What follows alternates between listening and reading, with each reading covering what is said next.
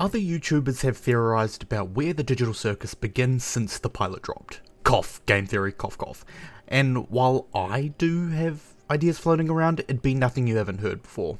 I mean, you'll hear a couple of them here anyway, but I'm not going to dive into that religious imagery since that feels combed through already. Paired with the fact that Goose herself has said that 95% of the show is going to be about character development, instead of theorizing how the digital circus started, we're going to see if we can figure out how it continues. Now, although I say all that, I spent a decent chunk of time looking for anything that might help me by going through Gooseworks' Twitter and Tumblr pages.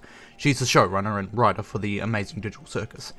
But as I've come to realise, she's a very unserious person, and likes to lie. A lot. So because of this, it's very hard to weed out what's true and what's false. So I'm not. Instead, I'm just going to pick a few details out that I thought might help. But let it be known that the main supply of information will be from the show's 2 released episodes.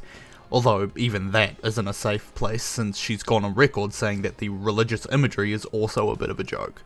Anyway, just a quick disclaimer then, that this isn't going to be a full tried and true theory. It's going to sound more like a collection of mini theories that snowball into an aspect of the show, potentially. It's also possible that I'm laughably wrong.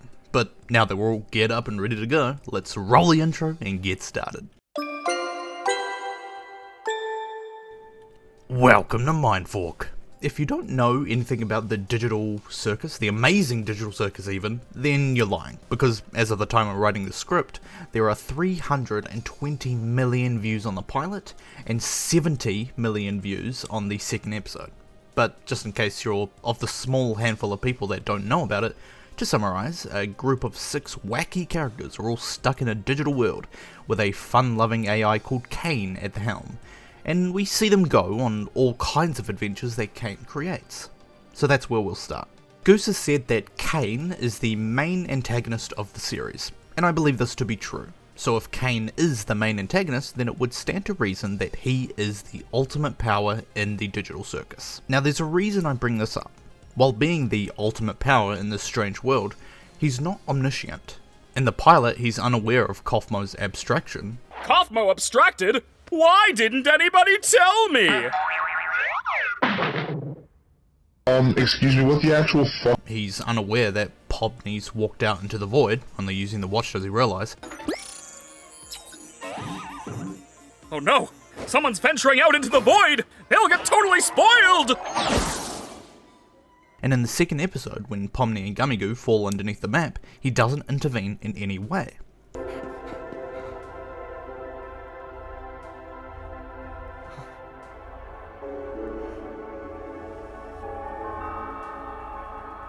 So how is it that Kane, being the ultimate power here, able to create anything he wants, has numerous and continual blind spots? Well, there are 2 explanations. The first is that Kane does it on purpose. Kind of. If you're unaware, the Amazing Digital Circus is loosely inspired by the old short story I Have No Mouth and I Must Scream by Harlan Ellison.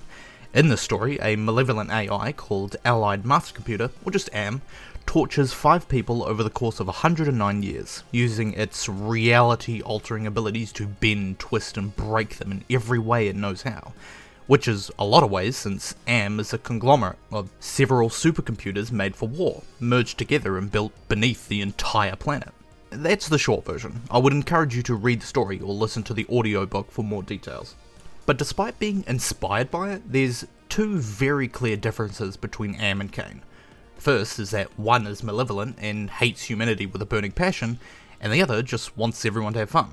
Aside from that, the second is that AM is quite literally capable of anything. He can change your mind, your body, your thoughts. He can create monsters and destroy endlessly. He even purges pieces of himself from his vast computer network that he feels he doesn't need. Which ties into my next point. Unlike AM, Kane cannot do that. One of the few things I don't have control over are your minds.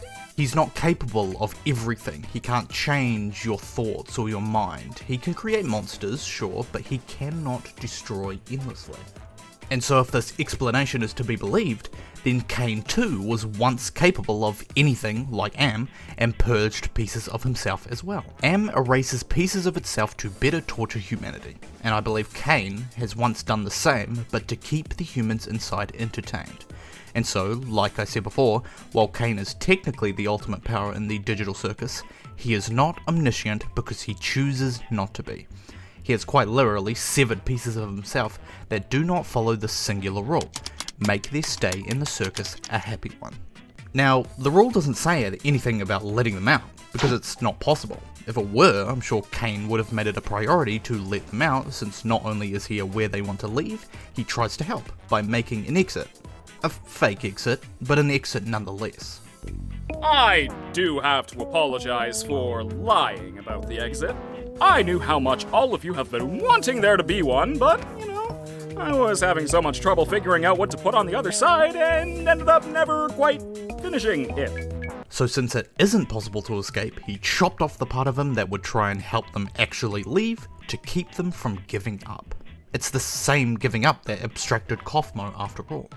Now, the second explanation as to why Kane has blind spots, and the one I'm going to run with for the remainder of the video, is that Kane isn't the ultimate power and Kane isn't the main antagonist. Or he is, but he isn't. At the same time, let me explain. There's a scene in the pilot episode where the camera pans up to a big CA, and people have theorized that this means Cain and Abel, two brothers from the Bible. What it stands for doesn't really matter much to me, instead I'm more concerned about what CNA is and what they do. The entire digital circus is an odd creation in the universe, made in the early 1990s using extremely old computer hardware. Yet despite this, the code and technology inside is not only something that would have never existed in the 1990s, it's not even something that would exist today.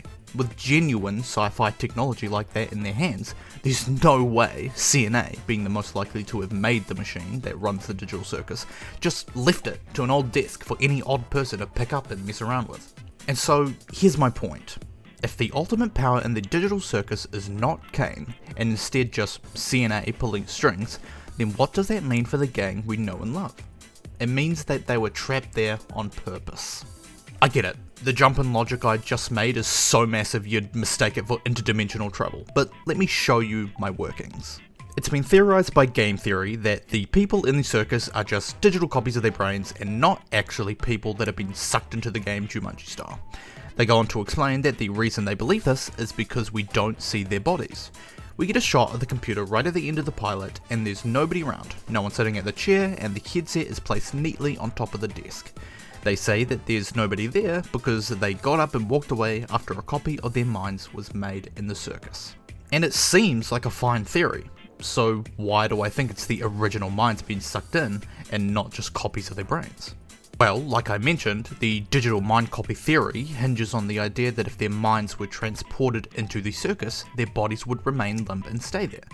But if CNA is trapping them on purpose, then they'd obviously get rid of the evidence after doing it. Them walking away isn't the only explanation as to why their bodies aren't there.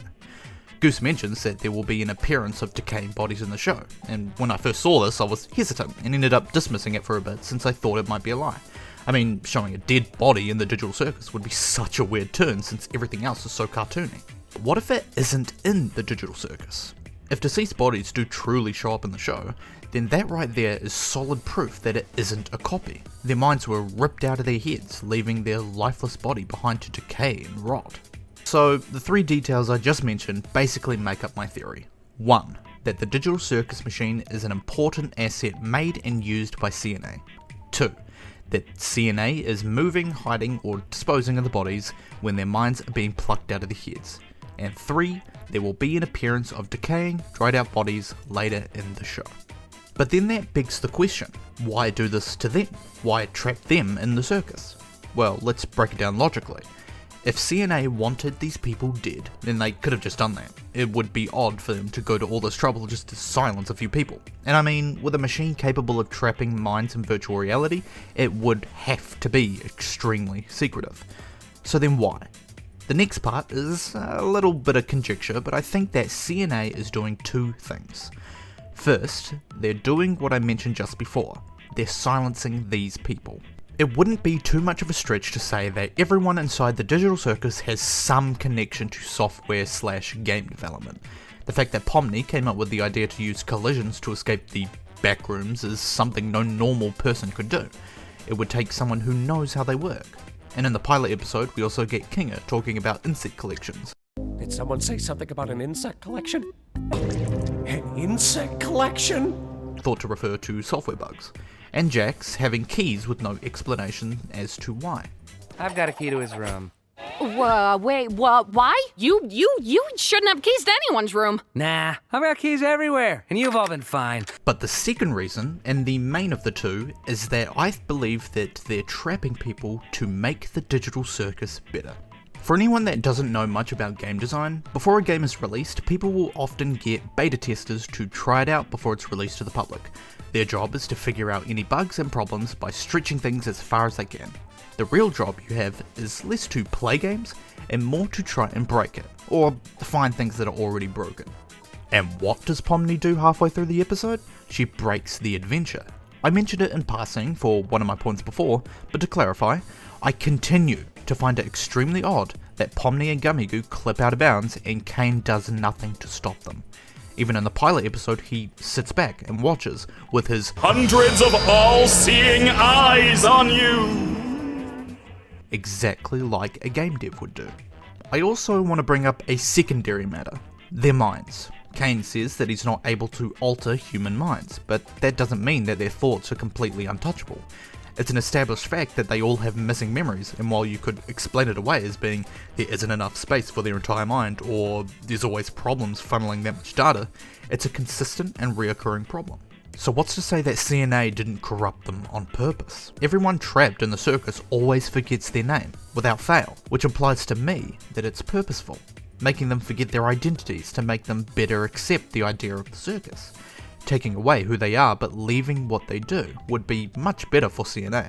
I mean, if you knew you were being used by a company that betrayed and kidnapped you, you probably wouldn't want to participate either. Which leads me, kinda, to my final mini-theory, abstraction.